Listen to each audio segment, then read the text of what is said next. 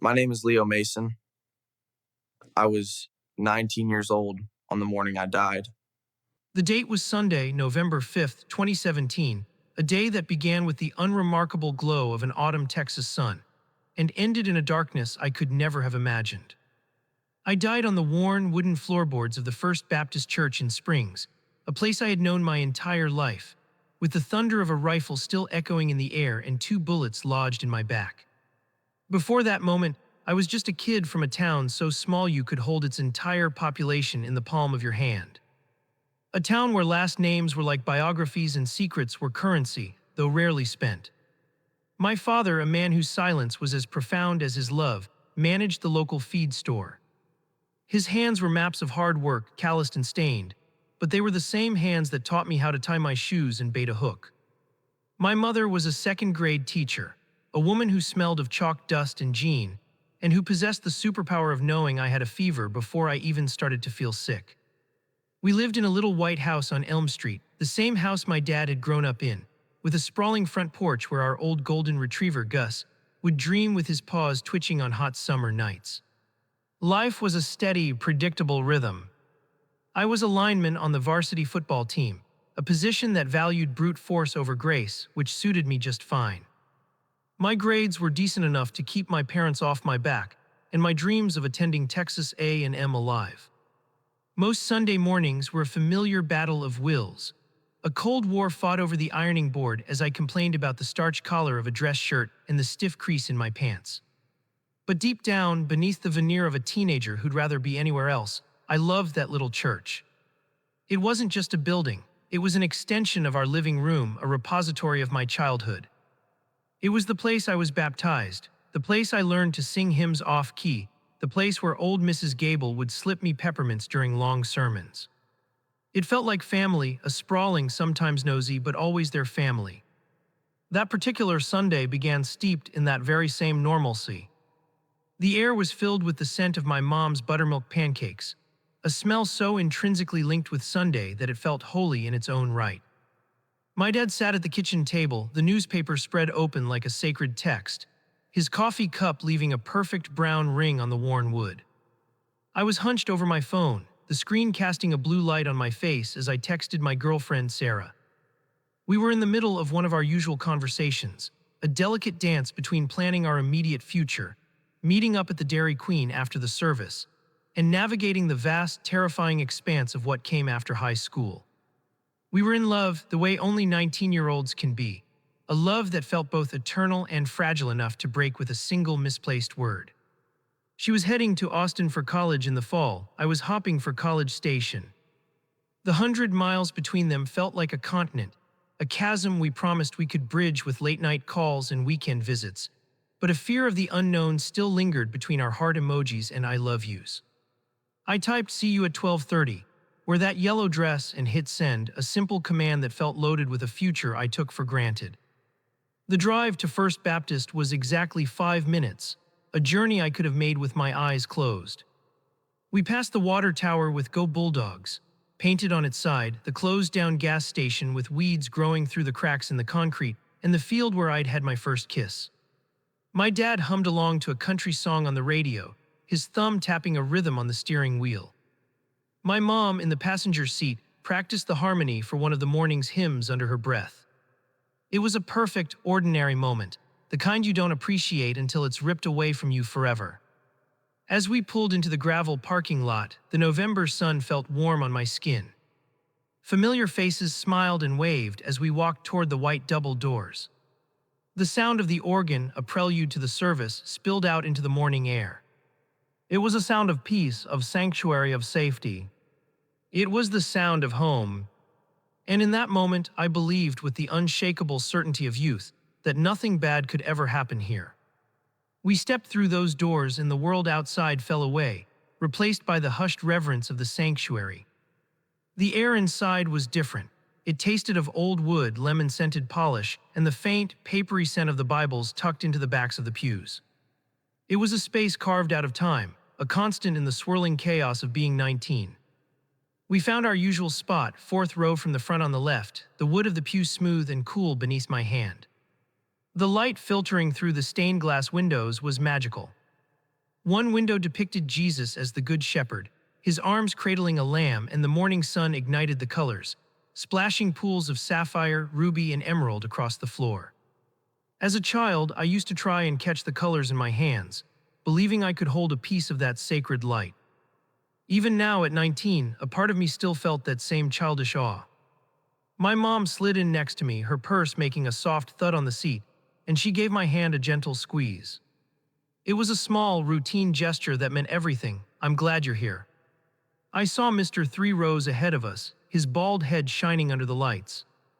He turned and caught my eye, giving me the same warm, crinkly-eyed smile he'd given me since I was 7 years old in his Sunday school class. He was the one who taught us about David and Goliath, his voice booming as he described the shepherd boy with nothing but a sling and 5 smooth stones. It's not about the size of the dog in the fight, he'd always say. It's about the size of the God in the boy.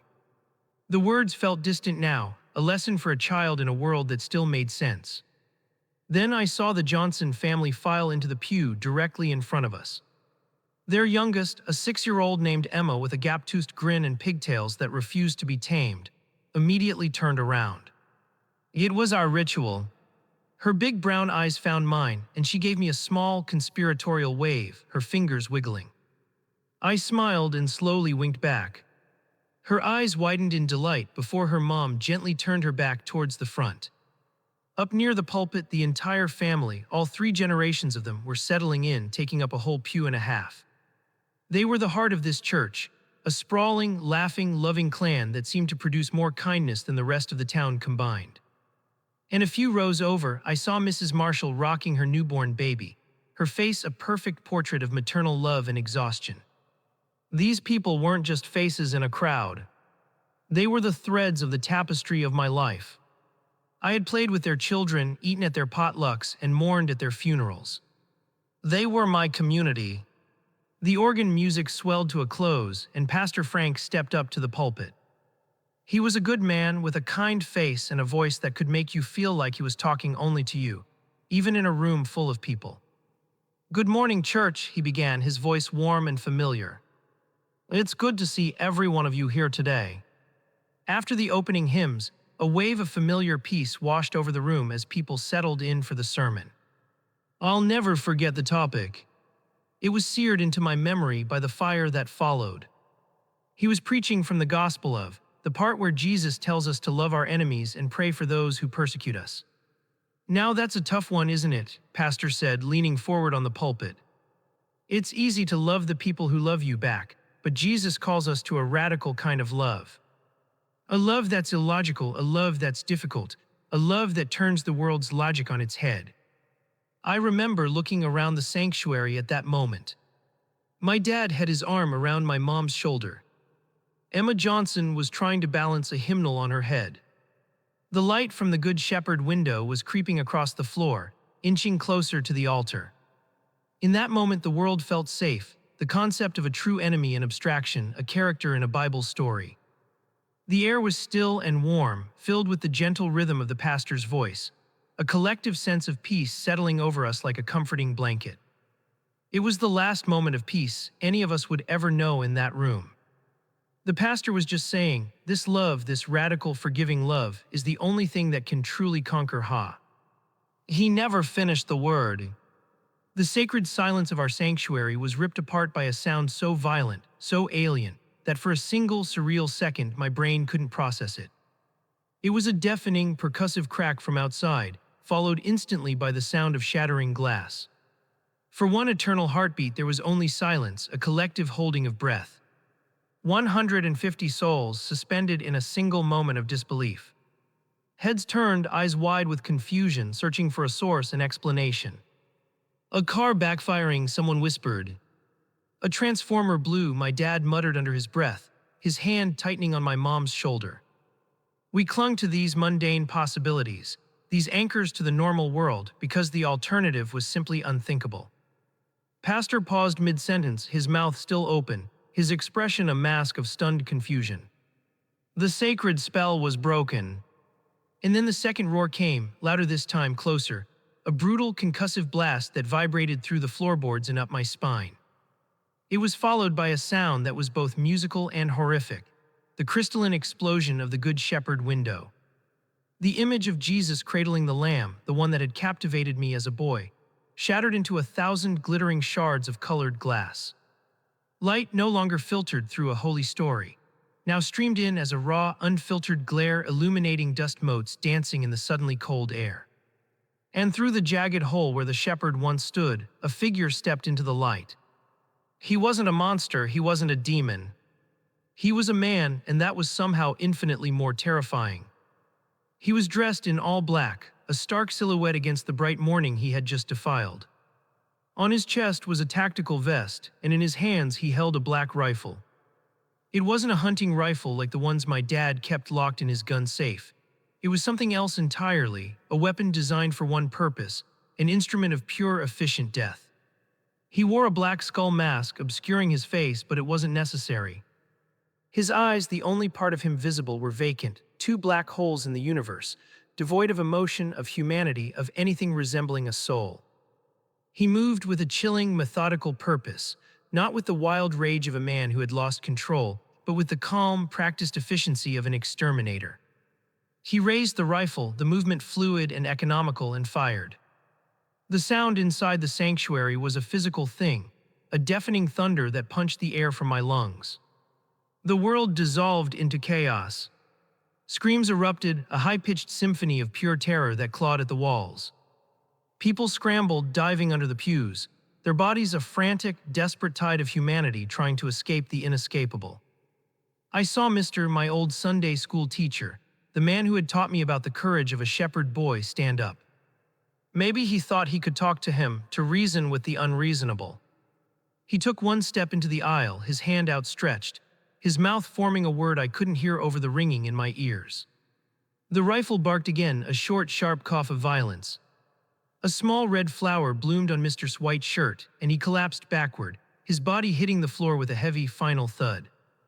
The screams intensified. The air, once filled with the scent of peace, was now thick with the acrid, metallic stench of gunpowder and something else, something primal and coppery, blood. My mind struggled to catch up with the reality my eyes were seeing. This wasn't real, it was a nightmare, a movie. Any second now I would wake up in my bed, the morning sun on my face. But the screams were real, the smell was real. The sight of the shooter stalking down the center aisle, firing in controlled, deliberate bursts, was horrifically real. He was a specter of death, moving through our sacred space, turning our sanctuary into a slaughterhouse. People I had known my entire life were falling, their Sunday best stained with crimson. The beautiful, ordered world of my childhood was being systematically dismantled before my eyes, one bullet at a time. My body moved before my mind did.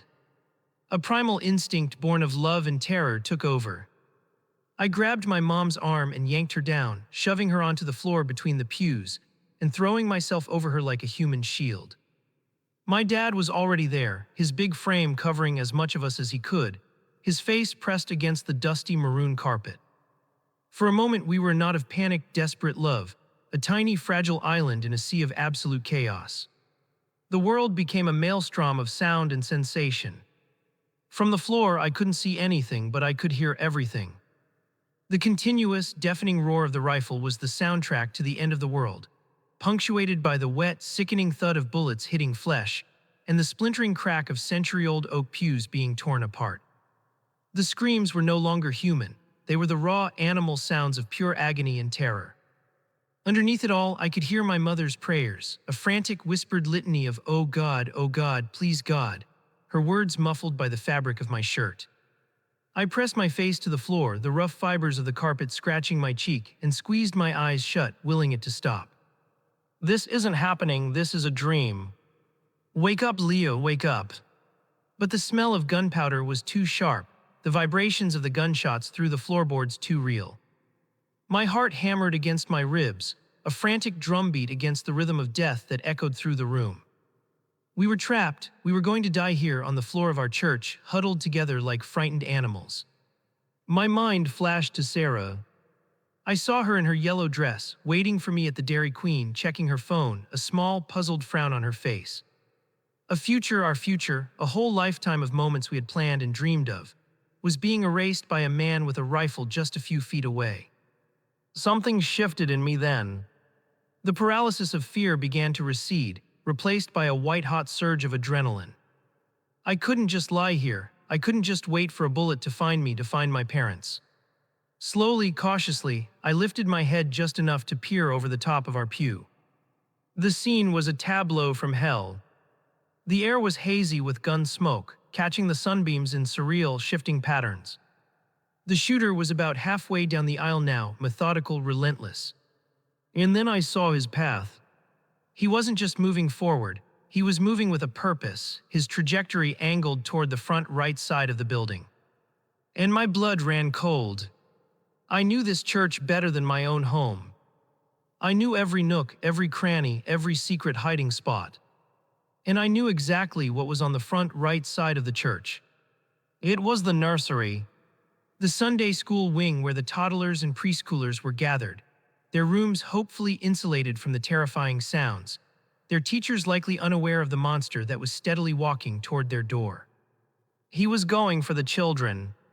My eyes scanned the room and landed on the Johnsons' pew. The father was lying motionless in the aisle.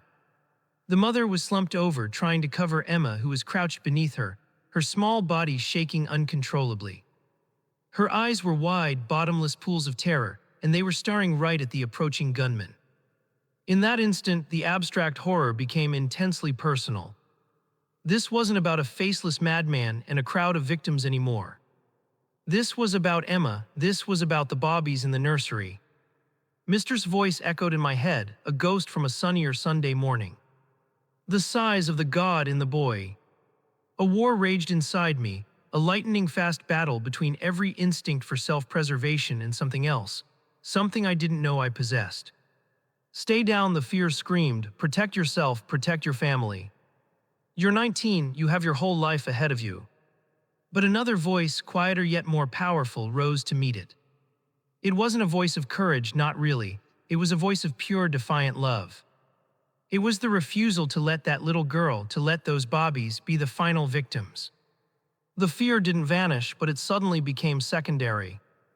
A strange, icy calm settled over me. The chaos of the room faded to a single point of focus. The screams became a distant hum. There was only the shooter and the children he was about to murder. I knew what I had to do. It wasn't a choice, it was a certainty. I looked down at my mom, her eyes squeezed shut in prayer. I leaned down and pressed my lips to her hair, a silent goodbye. Then, with a final, ragged breath, I pushed myself up. I launched myself over the pew and into the center aisle, not away from the sounds of the gun, but directly toward them. The moment my feet hit the center aisle, the world snapped into a terrifying, high-definition focus. Time seemed to stretch and warp, the 60 feet between me and the gunman becoming a vast, impossible expanse. My legs pumped, my lungs burned, and my entire universe narrowed to a single tunnel of vision. At the end of that tunnel was the man in black. The background dissolved into a blur of splintered wood and cowering shapes. The cacophony of screams and gunshots merged into a single, continuous roar, like standing next to a freight train. For a split second, I saw his head snap in my direction. The methodical rhythm of his slaughter was broken. I saw surprise in the slight tilt of his head, a momentary disruption to his monstrous plan. I was an anomaly, a variable he hadn't accounted for. And in that briefest of moments, I knew I had succeeded in my only goal, to draw the fire. To draw the eye of the monster away from the lambs and onto myself. The black rifle, which had been pointing towards the front pews, swiveled towards me. The movement was sickeningly smooth, a predator locking onto its prey. I saw the dark circle of the muzzle, a perfect, tiny black hole that was about to swallow my world. I braced for the impact, but nothing can prepare you for the feeling of a bullet tearing through your body. It wasn't a sharp pain, not at first, it was an explosion. A white-hot bolt of lightning struck my right shoulder, a violent kinetic force that felt like being hit by a truck. The impact was immense, a brutal physical blow that spun me around like a top. A scream was ripped from my lungs, a raw, involuntary sound of pure shock and agony. My right arm went numb, a useless, dangling weight, and my forward momentum was violently arrested. The world became a dizzying, tilted blur of color and light. I was still on my feet, but only for a fraction of a second. Before my brain could even process the first wound, before I could register the searing heat that was now spreading through my chest, the rifle roared again. The second bullet hit me squarely in the back. There was no lightning this time. This was a final, crushing blow, a brutal shove from behind that propelled me forward and downward. All the air in my lungs vanished in a single, silent gasp. My legs buckled, my connection to the world severed, I was falling. The slow-motion descent was surreal. I saw the wooden floorboards rushing up to meet me, the individual grain of the oak, the scuff marks from generations of shuffling feet, all rendered in impossible detail. There was no control, no strength left, just a complete and total surrender to gravity. I hit the floor hard. The impact knocked the last of the life out of me, my head cracking against the unyielding wood. The world, which had been a symphony of terror just seconds before, began to fall silent. The sharp, deafening cracks of the rifle began to soften, to stretch, the sound warping as if I were sinking deep underwater. The high-pitched screams of my friends and neighbors faded, melting into a low, ethereal hum that seemed to vibrate in the very marrow of my bones. A warmth spread through my chest and back, a strange, deceptive comfort. I could taste the metallic tang of blood, thick and hot in my mouth, mixed with the dusty, dry taste of the floorboards. My vision narrowed, the edges of the world turning and then black, closing in on a single point of light. Through that shrinking aperture, I saw my mother. She had risen to her knees, her face a mask of such profound horror and anguish that it would be the last image burned into my dying mind. Her mouth was open, forming my name, a silent scream across an impossible distance. Leo. I tried to move, to speak, to offer some impossible comfort, but my body was no longer mine. It was just a broken vessel, rapidly emptying onto the floor of the sanctuary. The last thing I felt was not pain, but a deep, profound coldness seeping into my limbs. The tunnel of light snapped shut, the humming faded. The darkness became absolute, and then there was nothing. The blackness was not a void. It was a state of being, a thick, silent, and complete absence of everything. There was no time, no feeling, no thought. I was not Leo, I simply was not. How long I remained in that state, I do not know. It could have been an instant or 1,000 years. But then a change began.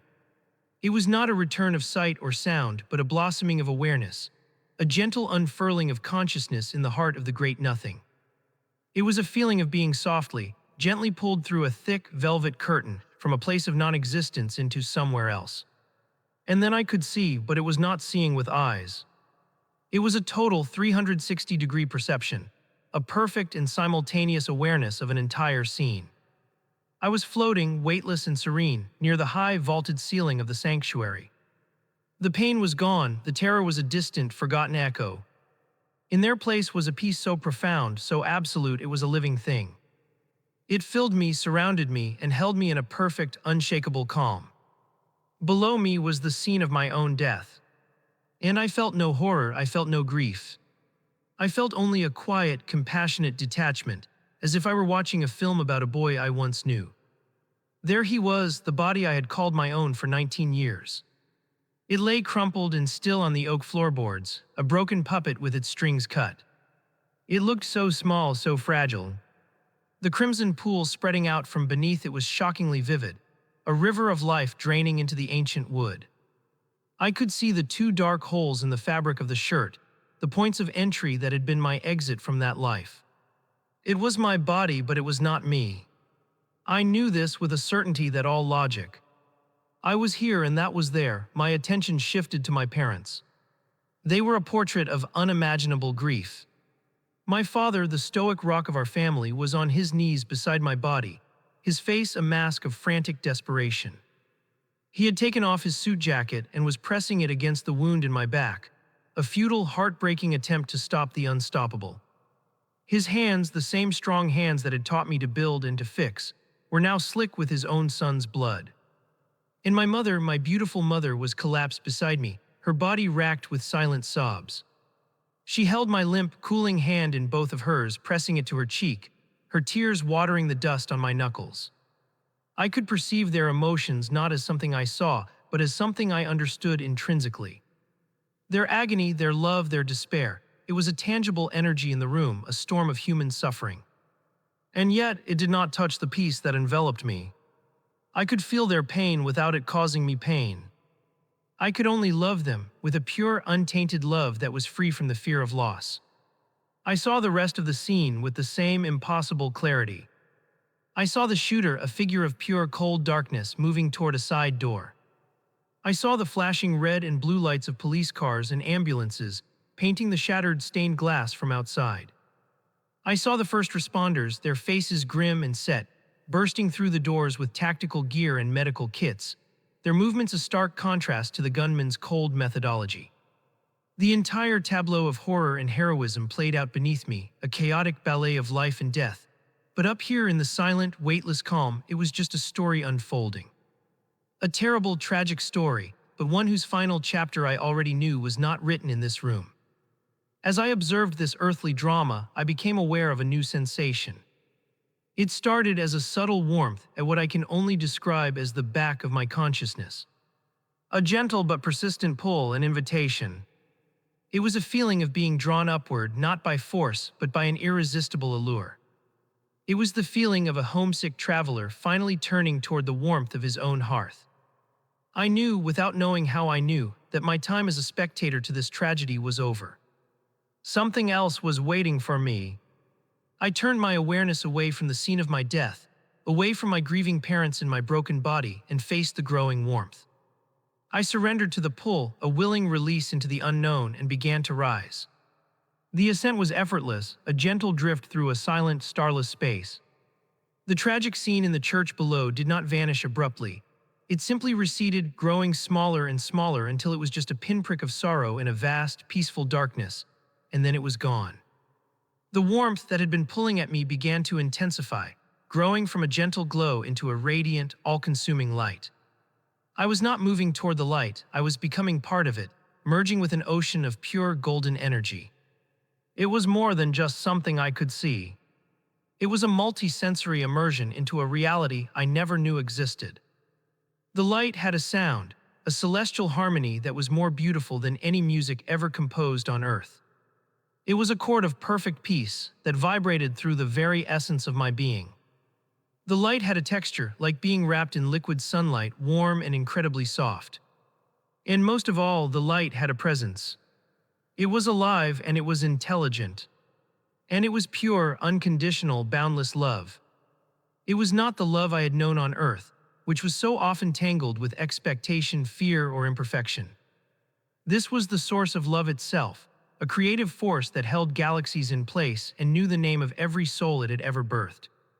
In this light, I felt more awake, more alive, and more truly myself than I had in all my 19 years of earthly life. The anxieties, the insecurities, the quiet fears that had been the constant background noise of my existence were simply gone, burned away by the sheer intensity of this love. I felt known, I felt home. Then, from the heart of this infinite radiance, a form began to coalesce. He was not faint or ethereal, not a ghostly apparition.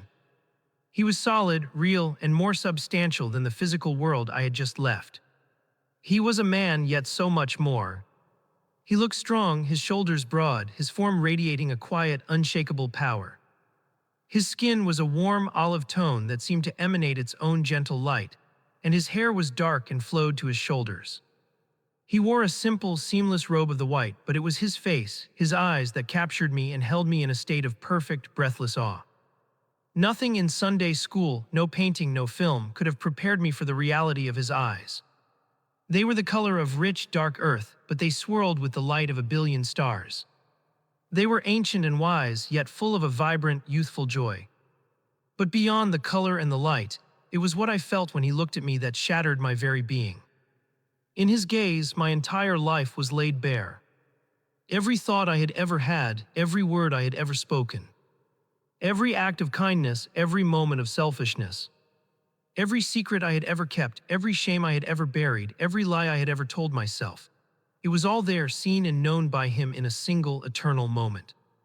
I felt a lifetime of defenses crumble, every wall I had built around my heart turning to dust.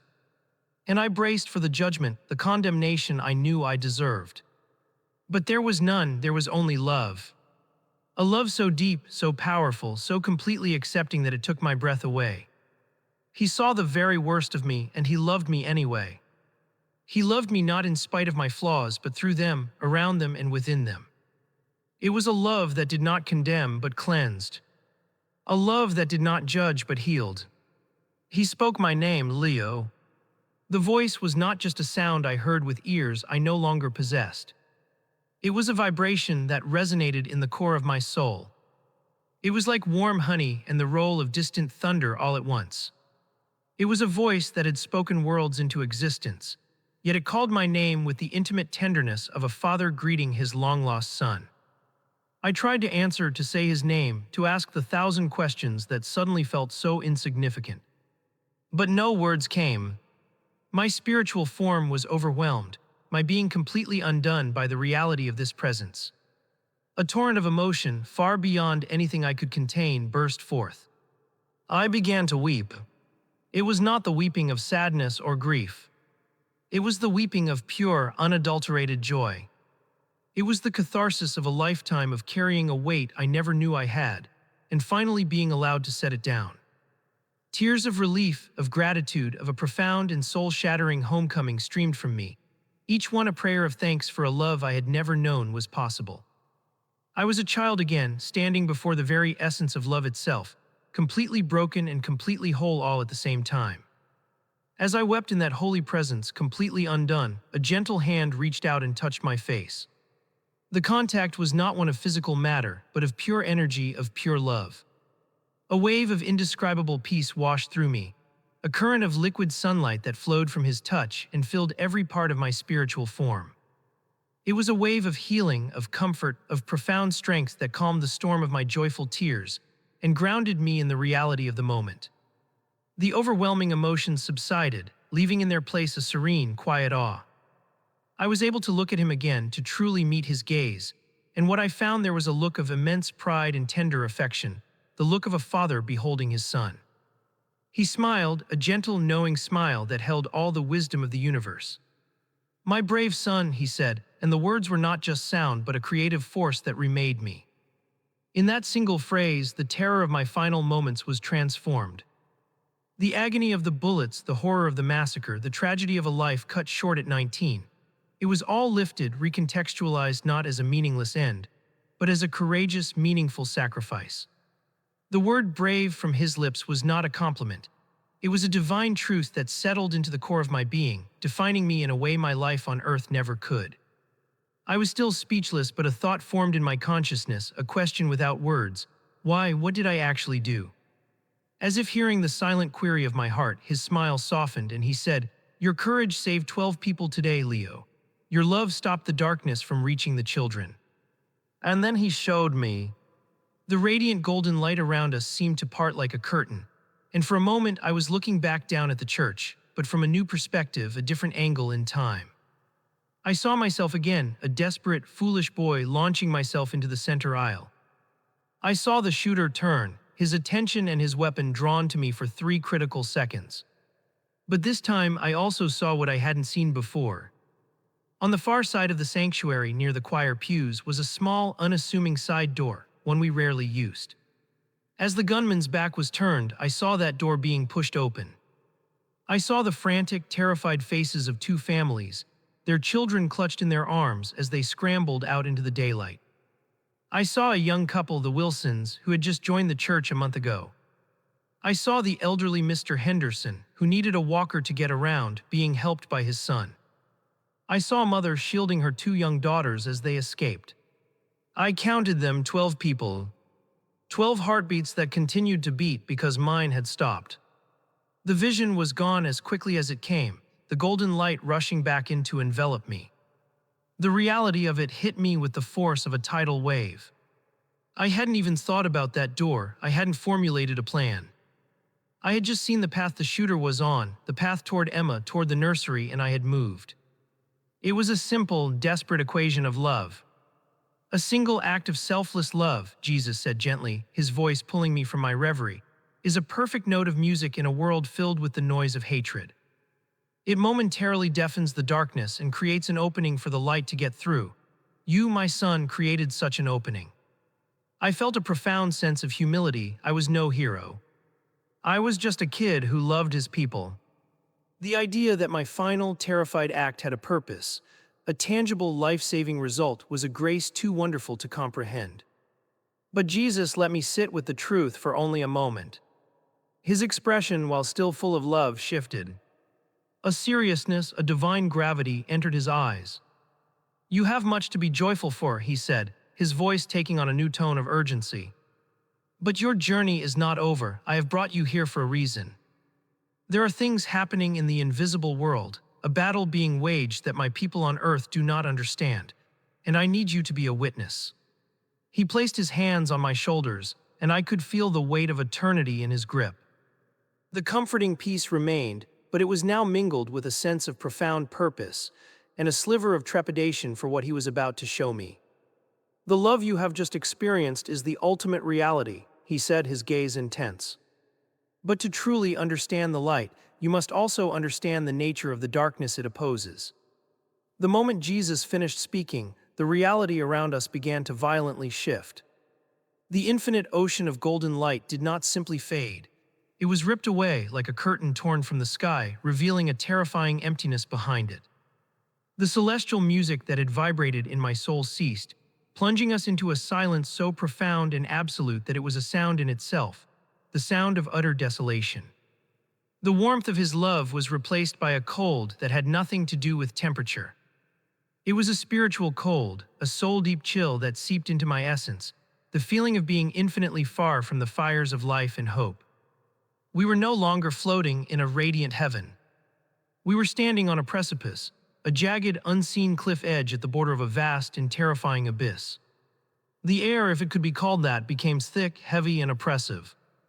It felt like trying to breathe underwater, each non-existent gasp a struggle against a crushing spiritual gravity that sought to pull me down into the darkness below. And there was a smell. It was a stench unlike anything on earth, a foul, multi-layered odor of decay. It was the acrid smell of burnt-out rage, the bitter scent of eternal regret, and the cloying, sweet stench of rotting pride. It was the smell of a soul turned septic, the smell of self-loathing left to fester for an eternity. Before us lay an endless chasm of complete and utter darkness. It was not the peaceful, velvety blackness I had experienced after my death. This was a hungry, predatory darkness, a living entity that seemed to actively consume all light, all hope, all goodness. My entire being recoiled from it. Every instinct I now possessed screamed at me to flee, to get as far away from this place of profound wrongness as possible. A wave of hopelessness, so potent and so pure that it was almost physically nauseating, washed over me. It was a sliver of the despair that permeated this realm, a feeling of eternal loss, of being utterly and forever alone. I felt my spiritual form begin to tremble, to lose its cohesion, as if the despair itself were trying to dissolve me. Just as I felt I would be overwhelmed, the light of Jesus, who stood beside me, intensified. It was no longer a vast, radiant glow that filled all of space. It was now a concentrated aura of pure white light that formed a protective shield around us. The crushing despair receded, held at bay by the sheer power of his presence. I could still feel the cold and the hopelessness beyond our sanctuary of light, like feeling the chill of a winter storm from behind a pane of glass, but it could no longer harm me. I clung to his presence like a drowning man clings to a life raft. "Do not be afraid, Leo," he said, and though his voice was quiet, it was the only source of warmth and life in this entire dead reality. But I could hear a new quality in it, a deep and profound sadness that echoed the sorrow of this place. "You are safe with me, but you must witness this." I looked back out at the abyss, my awe now tinged with a holy terror. Faintly, from the depths of the darkness, I could hear sounds. They were not the loud, defiant screams I might have imagined hell to contain. They were the sounds of weeping, of hopeless moaning, of voices caught in endless loops of anguish and regret. It was the sound of a billion private agonies, all echoing together in a symphony of damnation. "Lord, what is this place?" I managed to ask, my own voice a faint whisper. Jesus looked out over the chasm, and the sadness in his eyes seemed to deepen, reflecting all the loss contained within it. "This is not my kingdom, Leo," he said softly. "This is the consequence of a choice." This is the outer darkness. It is the place where souls go when they have spent their entire existence running away from me, away from love, away from light. It is a place of ultimate separation, where a soul is left alone with nothing but the full weight of its own sin forever. He raised a hand, his finger pointing down into the inky blackness, toward a single flickering point of agonizing energy. "Look," he commanded, his voice heavy with sorrow. "Look and see the fate of the one who sent you here. Look at the end of the path he chose." As Jesus directed my attention, my perception shifted. The vast, dark chasm seemed to rush toward me, or perhaps I rushed toward it. The cacophony of distant weeping faded, and my focus narrowed with supernatural precision onto that single, tormented soul. The darkness around him was not empty. It swirled with ghostly images and sounds, a chaotic storm of memory and pain. And in the center of it stood the architect of my death. He was stripped of his tactical gear, his rifle, his mask of manufactured terror. He was just a man, or the spiritual remnant of one, clothed in what looked like ragged, smoke-stained garments. His form was contorted, his body writhing not from any external torment, but from an agony that was radiating from within. His face, which had been a blank void of emotion in the church, was now a canvas of pure, undiluted horror. His mouth was open in a perpetual, silent scream. But the true horror was in his eyes. They were wide with a terrible, newfound understanding. He was finally truly seeing, and I was seeing what he saw. It was not a pit of fire. It was a prison of perfect, inescapable empathy. He was trapped in an eternal loop, forced to experience the massacre not from his own cold, detached perspective, but from the perspective of every single person whose life he had destroyed. I watched as his consciousness was thrust into the small body of Emma Johnson. He felt her confusion at the first loud noise, the terror that seized her small heart as she saw the man in black, the pain of her mother trying to shield her. Then his perspective shifted. He was inside Mister, feeling the old man's shock, the burning agony of the bullet, the final, fatting thought of his wife. He was inside my body. He felt the white-hot explosion in my shoulder, the crushing finality of the second bullet, the hard crack of my skull on the floorboards. He saw the world through my dying eyes, saw the abject horror on my mother's face, a horror he had authored. He was forced to feel the life drain away, the light fade to black over and over and over again. The loop was relentless. As soon as he experienced my death, he was thrust into the consciousness of the next victim, and the next and the next. 26 times he was murdered. 26 times he felt the final, terrifying moments of a life being stolen. But it didn't end there. After the last victim's experience, the loop expanded. He was forced to feel the ripple effect of his sin. He felt the searing grief of a husband who lost his wife, the bottomless sorrow of parents who had to bury their child, the lifelong trauma of the survivors who would forever be haunted by the sounds and smells of that day. He was submerged in an ocean of the pain he had created, and it was drowning him for eternity. "You see," Jesus said, his voice a sorrowful whisper beside me, cutting through the horrifying vision. "His punishment is not a fire I have kindled. It is the full, unshielded reality of his own choices." On earth, his heart was so hardened by pride and hatred that he was numb to the pain of others. He saw people not as souls made in my image, but as objects, as props in the theater of his own rage. That numbness was a temporary mercy he did not know he had. Jesus looked at the writhing soul with an expression of profound pity. Here that shield is gone, here he is forced to feel everything.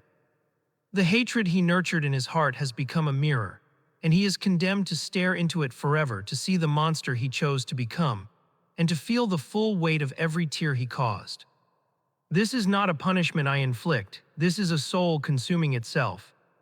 His words illuminated the terrible justice of this place.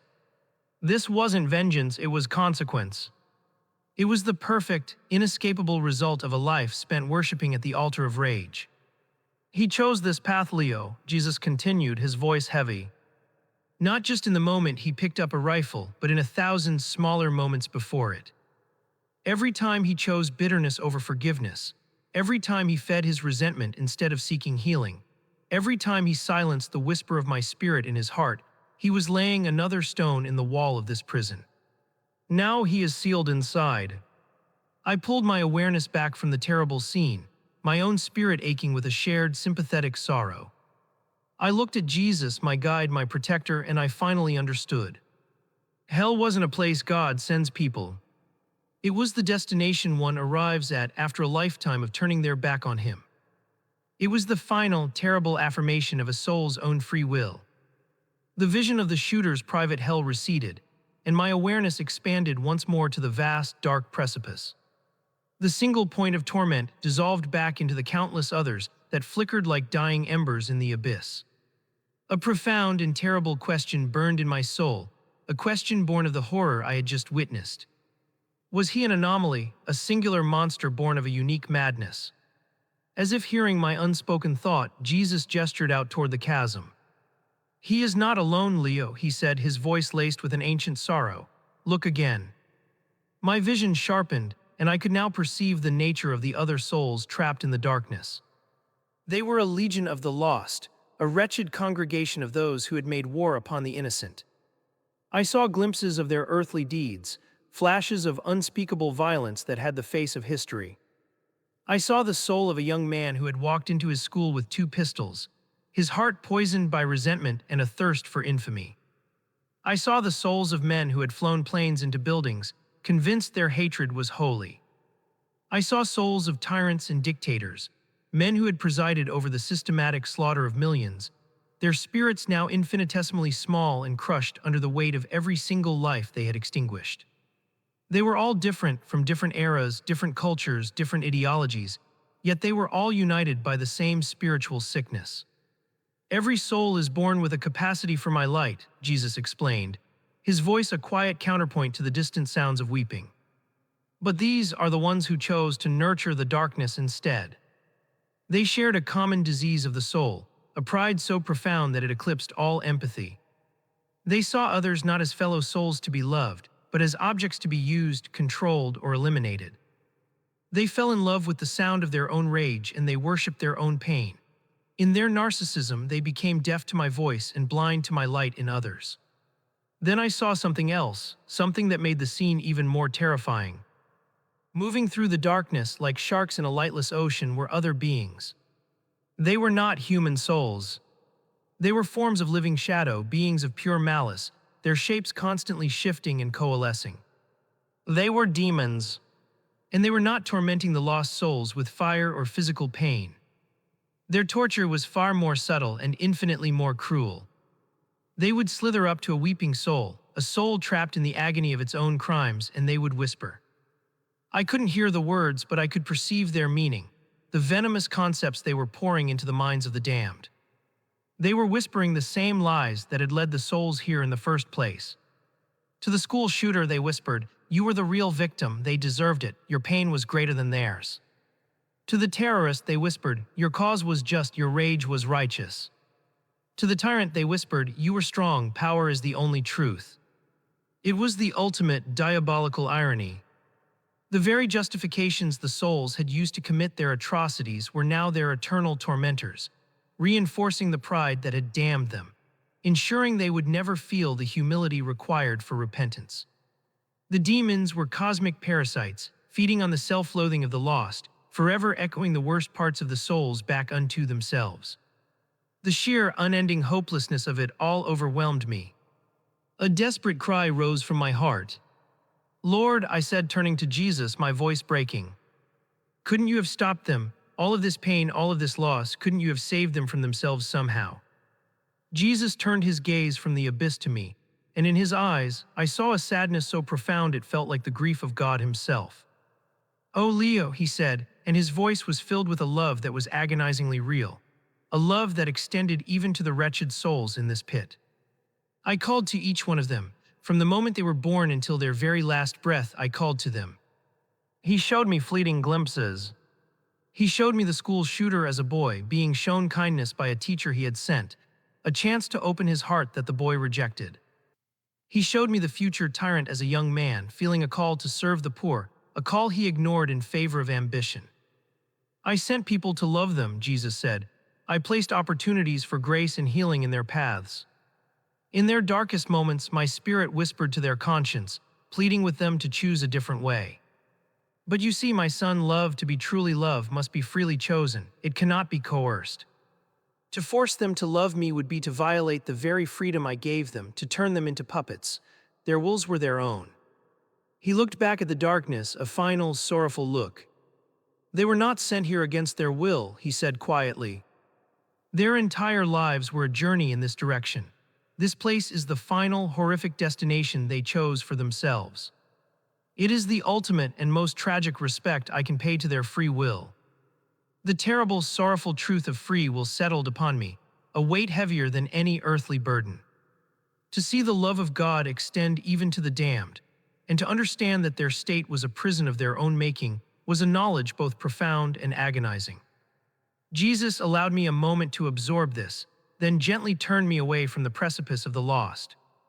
The vision of the abyss and its legions of self-tormented souls faded, but the oppressive, cold darkness remained around us, his light our only sanctuary.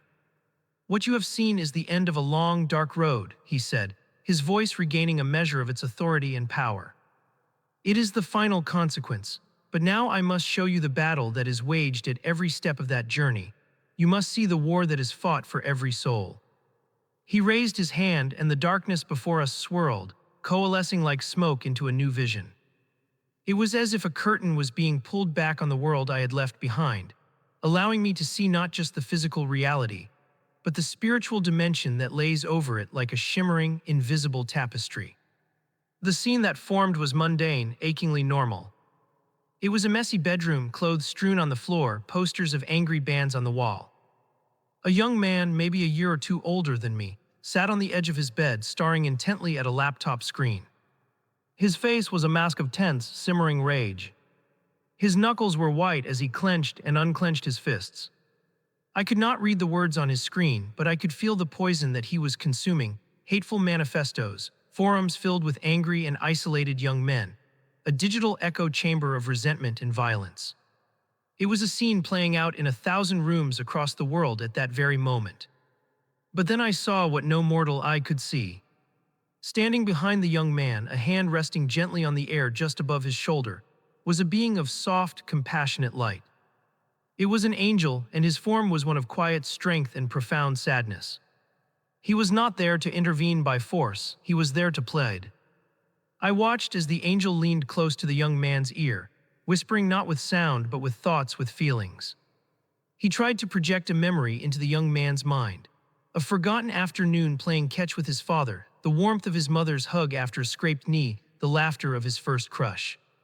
These were attempts to remind him of the light he still carried within, to break the hypnotic trance of his own rage. But the angel was not alone.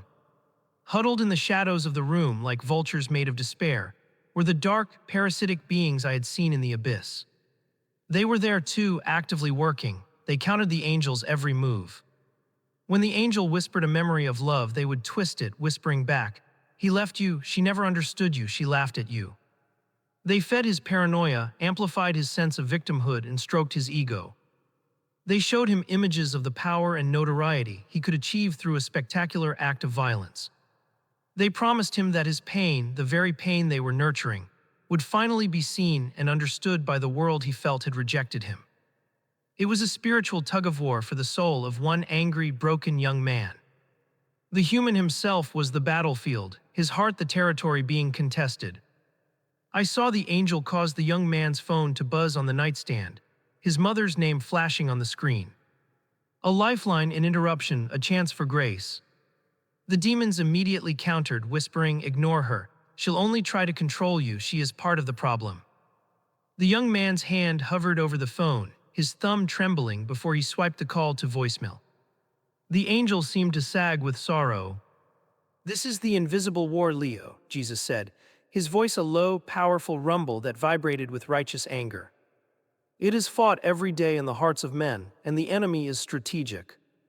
He does not waste his efforts on random acts.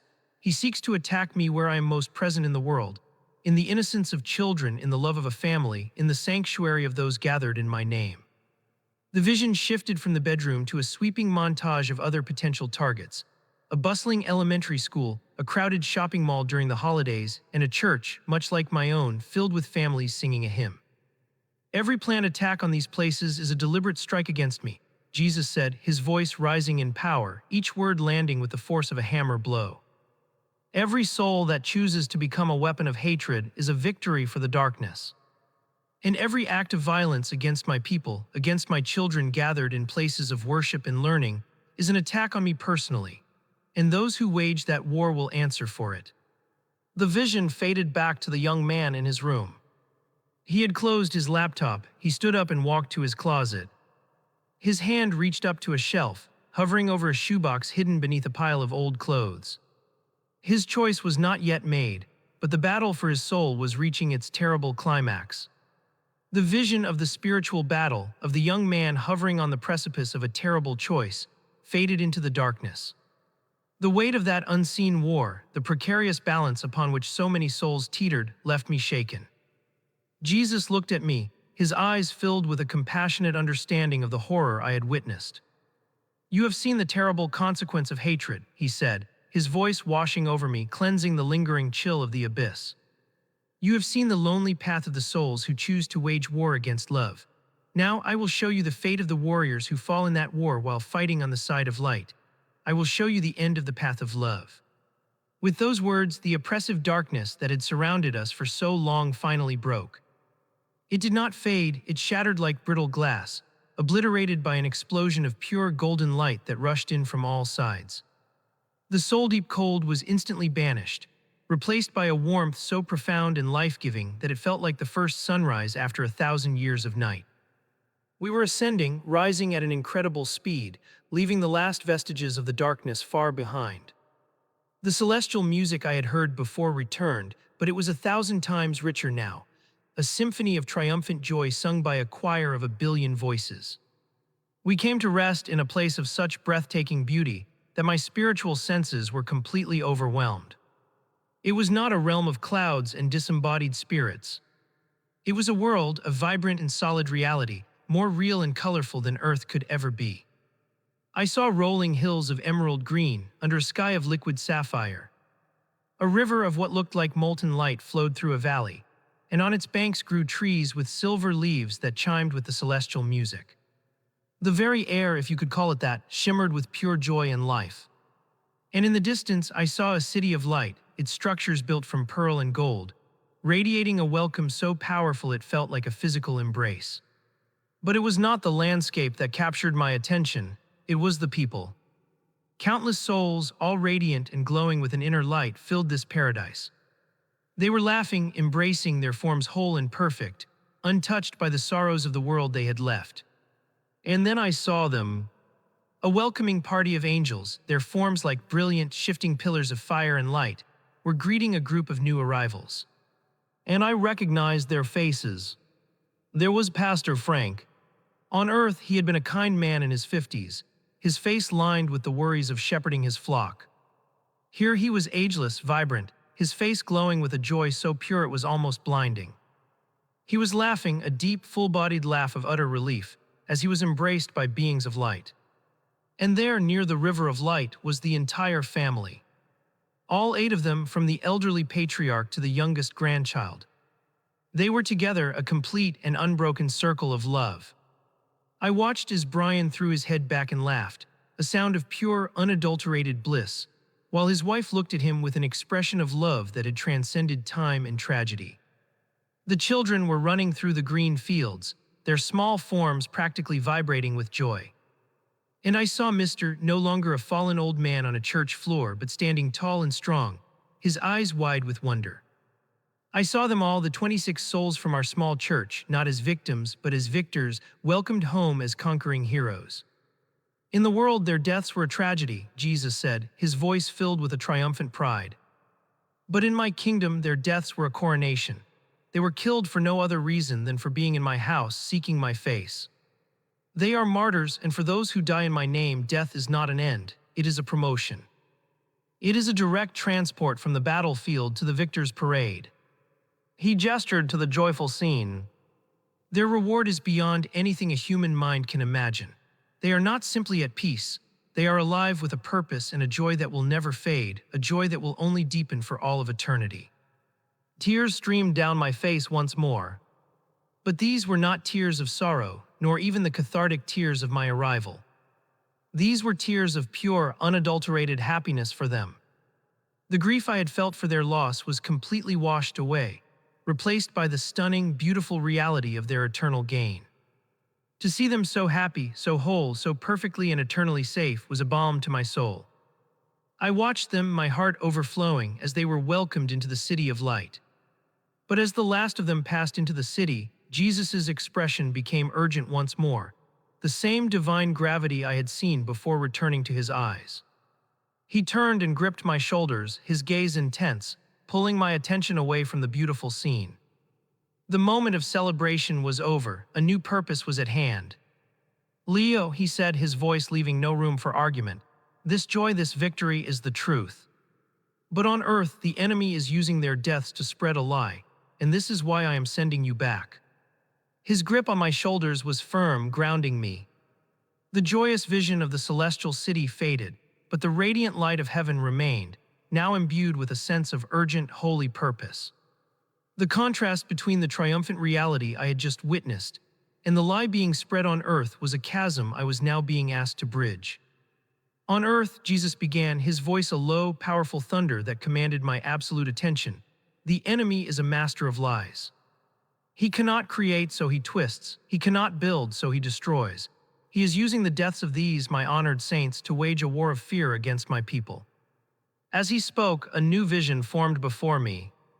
It was as if I were looking at a map of America, dotted with thousands of points of light representing churches. But as I watched, many of those lights began to dim. The vision zoomed in on a church in Ohio. The pews, once full, were now sparsely populated. I saw the faces of the parishioners, and their worship was tainted by a nervous energy. They sang hymns, but their eyes kept darting toward the doors, flinching at every late arrival. I could feel their fear, a cold, gnawing anxiety that choked out the peace that should have been theirs.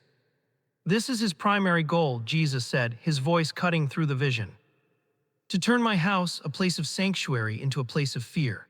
He wants my people scattered, isolated, and afraid to gather in my name, because he knows the power that is generated when two or more are gathered together in worship.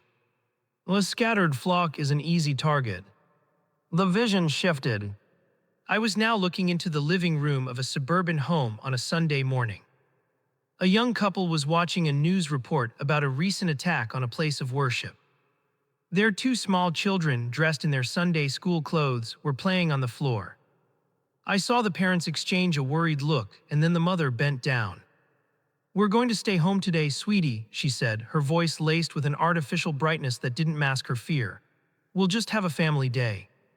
"This is how he attacks the future," Jesus stated, the sorrow in his voice palpable.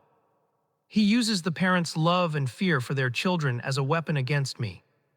He convinces them that the safest thing they can do is to keep their children away from my house, away from my teachings, severing the roots of faith before they have a chance to grow deep." The vision changed a final, painful time. I saw a man alone in a darkened room, a bottle of whiskey on the table beside him. A dusty Bible sat on a bookshelf unused. I could feel his heart, a knot of anger and disillusionment. He was raging at God, his thoughts a bitter torrent. Why would you let them die in your own house? If you can't protect people in a church, then you're either not all-powerful or you're not all good. And this, Jesus said grimly, is his most insidious victory. To use the evil that he inspires to make my own children blame me. He orchestrates a tragedy, then stands back and whispers, "A good God would never have allowed this." He turns my people against me with the very pain he has caused. I felt a wave of despair, seeing the enemy's strategy laid out so clearly, so effectively. It seemed foolproof. But then Jesus' expression hardened, and a look of divine, sovereign power entered his eyes. "But here is what the father of lies does not want my people to know," he boomed, his voice scattering the dark visions like dust. "Every weapon he forms against me, I will turn back upon his own head. Every act of evil only creates an opportunity for my light to shine brighter." A new set of visions appeared, powerful and radiant. I saw a press conference. I recognized the face of a woman whose husband had died in my church. Her eyes were full of pain, but her voice was steady. "I forgive the man who did this," she said to the reporters. because my Lord has forgiven me." I could feel the spiritual power of those words as a shockwave that radiated out across the world, a blast of light that sent the forces of darkness reeling in confusion. Forgiveness in the face of such hatred was a weapon they had no defense against. The vision shifted. I saw my own town, Springs, in the days after the attack. I saw candlelight vigils, I saw mountains of flowers, I saw people from every denomination and background gathering together, praying, weeping, and holding each other up. The tragedy had not scattered the flock, it had brought them together, their faith being forged into something unbreakable in the fires of grief.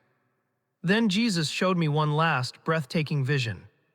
For every one of the 26 souls I had seen welcomed into paradise, I now saw a spiritual harvest on earth. I saw dozens, hundreds of other people watching the news, hearing the stories of faith and forgiveness and feeling their own hearts stirred. I saw hardened atheists questioning their unbelief. I saw lukewarm Christians falling to their knees in renewed conviction. The enemy had meant to stamp out a small flame of faith, but in doing so, he had inadvertently started a wildfire. "He means it for evil," Jesus said, his voice resonating with the absolute truth of a divine promise. "But I work all things together for good for those who love me. This is the great reversal, this is my power." He turned his full attention to me, the visions fading, leaving just me and him in the brilliant, purposeful light. "You see the battle now, Leo. You see the enemy's lies and you see my truth. I am sending you back to be my witness. I am sending you back with a message for my people." His hands were still on my shoulders, his gaze holding mine, pouring strength and purpose directly into my soul. The light of heaven surrounded us, a silent, powerful witness to the commission I was about to receive. "You will be my witness, Leo," Jesus said, his voice resonating with the authority of a king sending his most trusted ambassador into a foreign land. "You will return with a message and you must deliver it without fear. First, you will speak to my people, to the ones who are afraid." His eyes blazed with a holy fire. "Tell them this, do not be afraid, do not let the enemy's terror win. The act of gathering in my name, of bringing your children to worship, has become more than a tradition. It is now an act of spiritual warfare. Tell them that my house is a sanctuary, not because nothing bad will ever happen there, but because I am there and I am with them always, even unto the end of the age." He paused, letting the weight of the command settle. Next, he continued, his tone shifting to one of absolute, unwavering justice. "You will tell them this for their comfort and for a warning to the world. Every person who has ever harmed my children or attacked my people in my name will answer directly to me. They may escape the justice of men, but they will not escape the perfect justice of God. They will stand before my throne, and what you have witnessed in the abyss is only a glimpse of the eternal consequence they have chosen for themselves. Vengeance is mine, I will repay, says the Lord." Then his expression softened, the fire of justice tempered by a look of deep, yearning mercy. "But you will also carry a message of hope, even for the ones who are walking the path of hatred right now." His voice became a gentle, pleading call. "Tell them that my mercy is greater than any sin, but it must be received while they still draw breath. I am calling to the angry, the broken, the ones being fed lies by the darkness at this very moment. I am calling them to turn around, come to me. Let me heal the wounds that have festered into hatred. Let me fill the empty places in your hearts with my love instead of your rage. Choose life. There is still time, but not forever." As he spoke the last word, I felt it. A gentle but insistent pulling sensation, this time not upward toward the light, but downward away from him. A cosmic tether to the broken body I had left behind was tightening, calling me back. Panic seized me. A cold, desperate terror unlike anything I had felt before. "No," I whispered, the word tearing from me. "Lord, I don't want to leave, please, it's so perfect here, it's so peaceful, can't I just stay with you?" I was clinging to him, a terrified child about to be sent away from the only safe place he had ever known. Jesus smiled, a smile of profound, fatherly love, and he pulled me into a final embrace. It was not like being hugged, it was like being reassembled, every fractured part of my soul fused together with peace and divine strength. "My son," he whispered into my essence, "your mission isn't finished, look." He gave me a final, fleeting vision of my parents, their faces utterly broken with grief. Your parents need you, the people who will hear your story need you, and I need you, Leo, to be my witness in a dark world. The pulling sensation grew stronger, an irresistible current drawing me back into the stream of time and space. His voice followed me as everything began to stretch and fade, the brilliant light of heaven receding into a single, distant point. But remember this, his voice echoed in my soul, a promise that would become my anchor. You are never alone, I am with you always, and one day, sooner than you think, you will come back here to stay. The last word was a whisper that dissolved into a violent, roaring rush. I was being pulled through a vortex, the peace of heaven ripped away and replaced by a chaotic, painful energy. It was a brutal, shocking re-entry into the physical world. Gasp! A ragged, desperate breath tore through a throat that felt like it was filled with fire and glass. Pain, an all-consuming, world-ending agony exploded through my entire body. My back and shoulder were furnaces of white-hot torment. A tube was shoved down my throat, gagging me, IV lines pulled at my arms. The celestial music of heaven was gone, replaced by the frantic, high-pitched beeping of machines and the frantic shouting of voices. My eyes flew open. I wasn't in heaven. I was in hell, a bright, noisy, painful hell on wheels. The shaking of an ambulance, the blurred face of a paramedic, his eyes wide with disbelief. He's back, someone yelled, their voice cracking. We've got a pulse, we've got him back. And then, through the haze of pain and confusion, I saw her. My mother, her face was a mess of tear tracks and raw grief, but her eyes. Her eyes were locked on mine, widening with a dawning, impossible hope. She lunged forward, gripping my hand, her fingers digging into my skin with a strength born of desperation and answered prayer. The pressure hurt, but it was a real, physical, grounding pain. It was the first anchor to this new life. Daniel, she sobbed, using my given name, a sound I hadn't heard in what felt like an eternity. Oh baby, Daniel, you came back to me. I was back, my mission had begun.